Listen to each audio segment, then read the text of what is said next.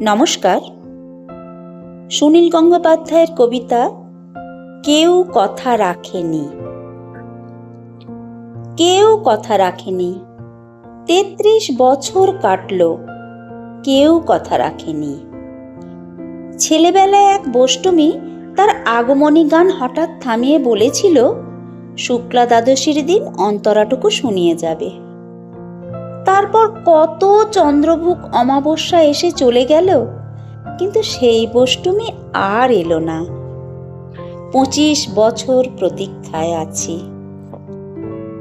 মামা বাড়ির মাঝি নাদের আলী বলেছিল, বড় হও দাদা ঠাকুর, তোমাকে আমি ৩ প্রহরের বিল দেখাতে নিয়ে যাব। সেখানে পদ্মফুলের মাথায় সাপ আর ভ্রমর খেলা করে। নাদের আলী, আমি আর কত বড় হব? আমার মাথা এই ঘরের ছাদ ফুঁড়ে আকাশ স্পর্শ করলে তারপর তুমি আমায় ৩ প্রহরের বিল দেখাবে? একটাও রয়্যালগুলি কিনতে পারিনি কখনো। লাঠি লজেন্স দেখিয়ে দেখিয়ে চুষেছে লস্কর বাড়ির ছেলেরা।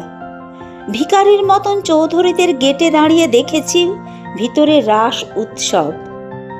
অবিরল রঙের ধারার মধ্যে সুবর্ণ কঙ্কণ পরা ফর্সা রমণীরা কত রকম আমোদে হেসেছে। আমার দিকে তারা ফিরেও চায়নি। বাবা আমার কাঁধ ছুঁয়ে বলেছিলেন, দেখিস একদিন আমরাও। বাবা এখন অন্ধ। আমাদের দেখা হয়নি কিছুই। সেই রয়্যালগুলি, সেই লাঠি লজেন্স, সেই রাস উৎসব আমায় কেউ ফিরিয়ে দেবে না।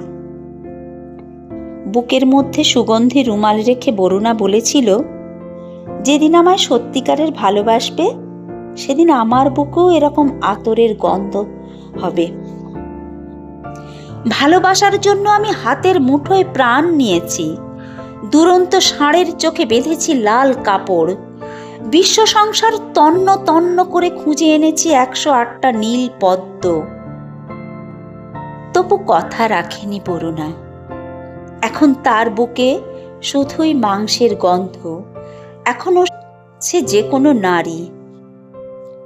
কেউ কথা রাখেনি, ৩৩ বছর কাটল, কেউ কথা রাখে না। ধন্যবাদ।